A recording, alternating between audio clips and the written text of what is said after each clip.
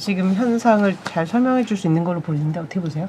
올해 들어서는 계속해서 좀 좋은 얘기는 못 드리는 것 같아요. 네. 그래서 상반기부터 분위기가 좀 심상치 않다가 한국 부동산원 자료 기준으로는 한 2%에서 3% 정도 사이 네. 정도가 상반기 때는 좀 가격 상승이 있었다고는 하는데 3분기 이후부터 가격 전환, 하락 전환 속도가 좀 더 빨라지는 것 같고요. 최근에는 뭐 경고히 버티던 서초나 뭐 용산 같은 지역까지도 하락 전환한 상태인 거는 뭐 시청하시는 분들도 다들 알고 계시는 내용일 것 같습니다.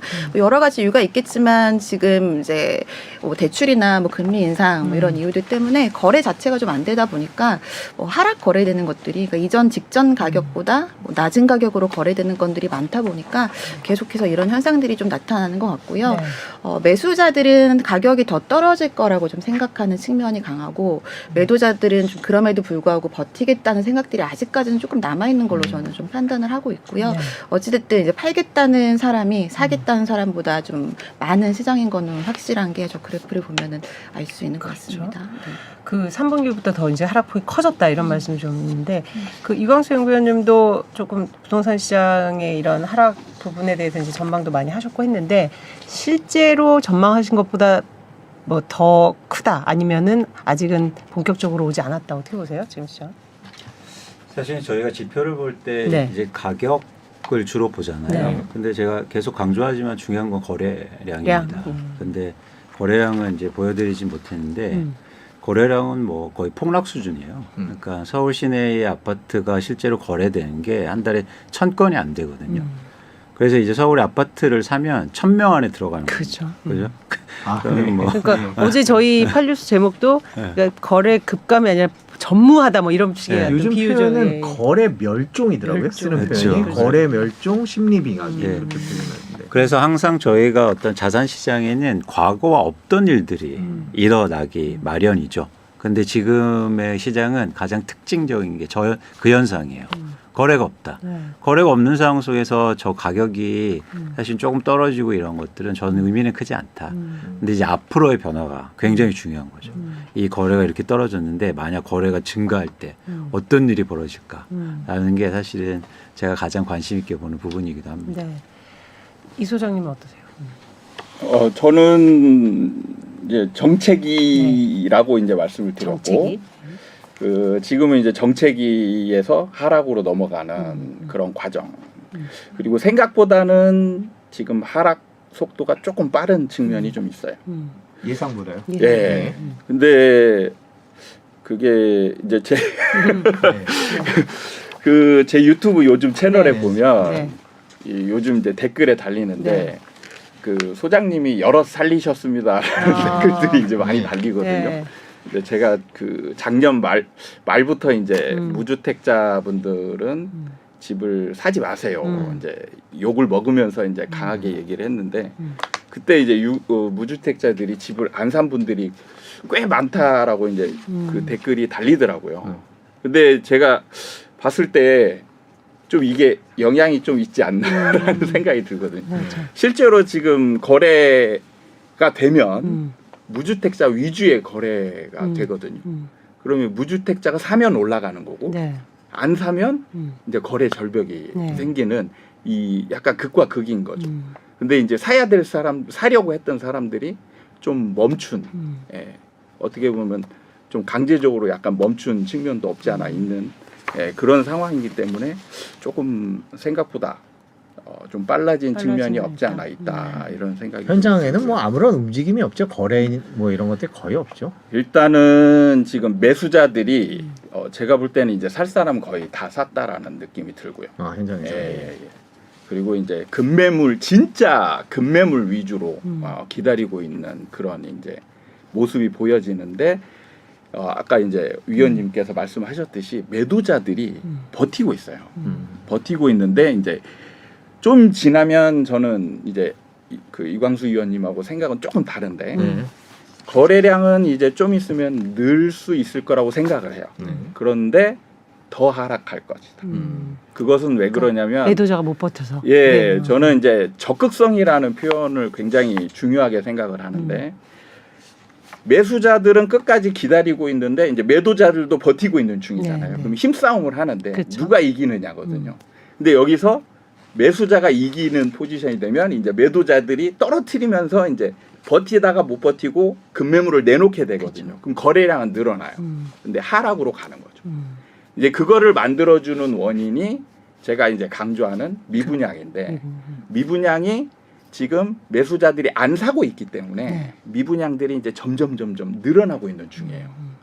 이게 이제 매도자들을 조금씩 더 자극할 가능성이 굉장히 크다.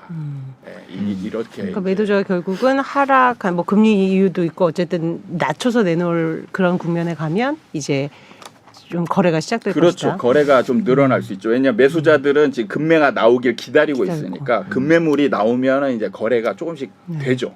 살 사람들은 사니까. 이광수 연구원님은 이에 대해서 거래. 아니, 왜냐하면 소장님도 그렇게 집 사지 말라고 말씀하셨지만 집 사지 말라는 말씀은 위원님도 많이 하셨어요. 제목이 썸네일 제목이 집 사지 말라는 제목이 되게 많은 네. 근데 분 중에 예, 한 분인데 네. 어떻게 보세요? 집 사지 말라는 얘기를요. 네. 집값이 오를 때 해야죠. 그렇죠. 아. 그러니까 무슨 얘기냐면 네. 집값이 폭등할 때 사실은 집 사지 말라고 해야죠. 그리고 집값이 막 떨어지고 할 때 사라고 하고. 사실 저희가 집이 주식 투자는 아니거든요. 그러니까 평균적으로 보면 7년간 아파트를 보유합니다. 네. 그러니까 사이클이 굉장히 길단 말이에요. 네. 그렇기 때문에 저희가 뭐 제가 그 말씀하셔서 그냥 말씀드리는 거고. 자, 여기서 중요한 건 그러니까 수요가요. 그러니까 제가 강조하는 게 있는데요. 유효 수요가 없어요. 그러니까 무슨 얘기냐면 아까 소장님 말씀하셨는데 기다리는 수요가 있을 수 있고 또 아예 수요가 안 되는 거예요. 어떻게 돼요? 이런 집값을 버텨낼 수요가 없어요, 시장에. 우리나라가 지금 소득이 증가했습니까? 뭐 그냥 대출만 많이 증가한 거예요. 근데 지금 대출이 안 되잖아요. 네. 대출이 왜 안 되냐면 금리가 올랐기 때문에 부담스러운 거죠. 그렇죠. 그래서 그 유효 수요가 줄었어요. 근데 이 유효 수요가 또 하나 뭐가 있을 수 있냐면 가격이 떨어지면 유효 수요가 새로 생길 수 있어요. 그건 뭐냐면 투자 수요. 그러니까 가격이 떨어지면 그렇죠. 실수요보다 투자 투자 수요가 수요가 늘어날 수 회복되면서 있죠. 거래량도 회복하고 가격이 다시 반전할 수 있는데 지금 투자 수요가 쉽게 들어오기 힘들어요. 취득세 때문에. 그렇죠. 취득세가 8% 12%거든요. 그래서 저는 상당히 이게 그러니까 수요가 가격이 떨어져도 붙기 힘든 구조로 점점 가고 있다. 그래서 아까 그러니까 저희가 이 시장을 제가 규정할 때는 수요가 지금 계속 줄고 있고 살아날 수 있는 수요도 아니다. 과거에 보면은 집값이 떨어지면 수요가 붙거든요. 근데 그게 투자할 수요들이에요. 원래 그러거든요. 이게 어떻게 되냐면 가격이 오를 때 실수요는 집을 사고 투자 수요는 팔고. 네, 그렇죠. 그리고 가격이 빠질 때는 실수요는 안 사고 투자 수요가 사요. 이런 게 시장의 사이클을 만들고 흐름을 만드는데 근데 지금 한국의 투자 수요가 만만치 않다. 갑자기 회복되기. 그렇죠. 그래서 저는 가격 하락폭이 굉장히 클 수도 있겠지 않을까라는 생각을 좀 하고 있어요.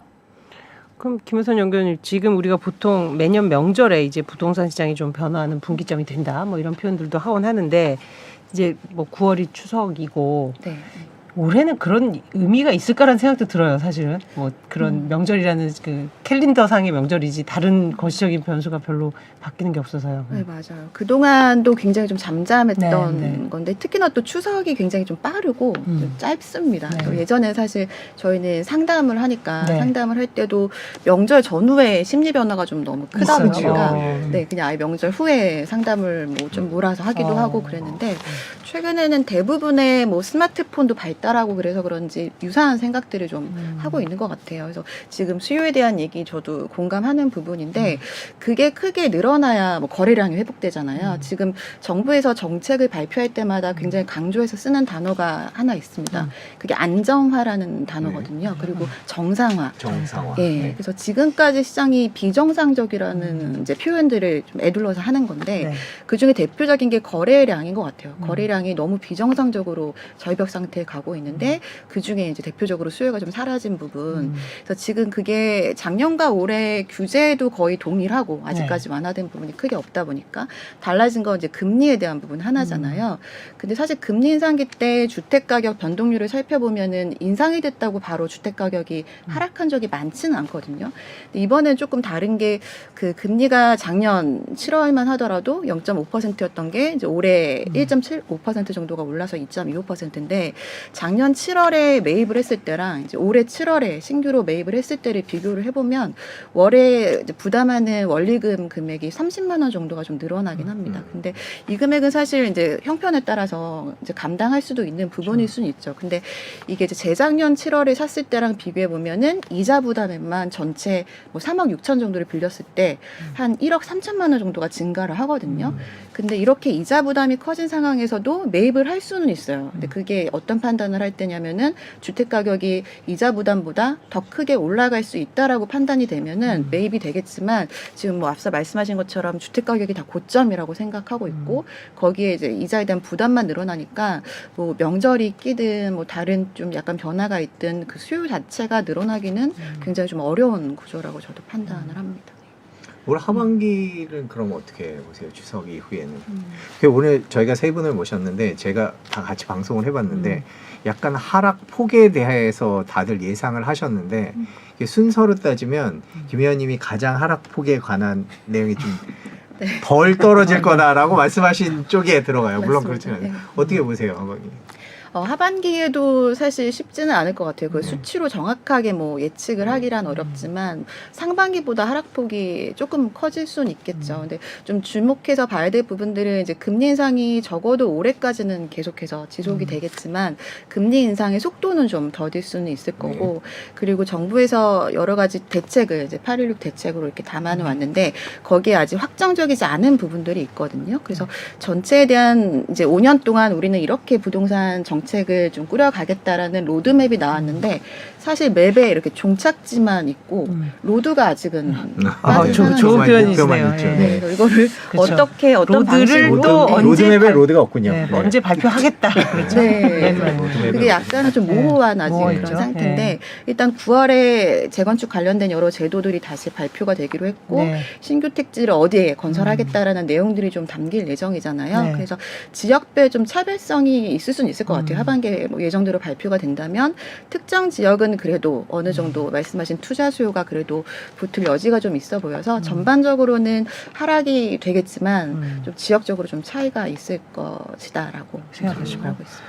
사실 세 분 다 어느 정도 이제 하락은 다 예상을 왜냐하면 이제 시장을 보시면 사이클상 그렇게 될 거로 보이는데 그 하반기 시장에서 가장 좀 관심 있게 볼 수 있는 부분 그러니까 좀 시장을 뭐 반전은 아니더라도 영향을 많이 미칠 수 있는 게 금리 정책 뭐 인플레이션 뭐 시장의 흐름을 좀 바꿀 만한 변수를 뭘로 보세요? 저는 정책으로 오히려 보고 있습니다. 네네. 금리 이제 정책이 아까 이광수 의원님도 말씀을 하셨는데 사실 이제 투자 수요, 네. 투자 수요가 사실 제일 중요하거든요. 근데 이제 규제 정책으로 인해서 이제 다주택자들이 거의 그 이제 움직이지 못하는 그리고 이제 지방의 저가 위주로 이제 구매를 하는 그런 지금 양상으로 이제 전환이 됐거든요. 근데 이거를 만약에 이제 정부에서 이제 핵심적인 지역 서울 수도권이나 이런 지역에 양도세 중과나 취득세 중과 이런 거를 풀어버리면 이제 다주택자들이 살아나거든요. 그러니까 아직까지는 지금 다주택자들의 일종 투기 심리는 살아 있어요. 충분히 살아 있습니다. 그래서 지금 지방으로 지금 오르는 지역으로 막 달려가고 있는 중이거든요. 그런데 이제 이거를 서울 수도권에다 풀어주면 이제 그 시장을 변화시킬 수 있는 풀어줄 수 있을까요?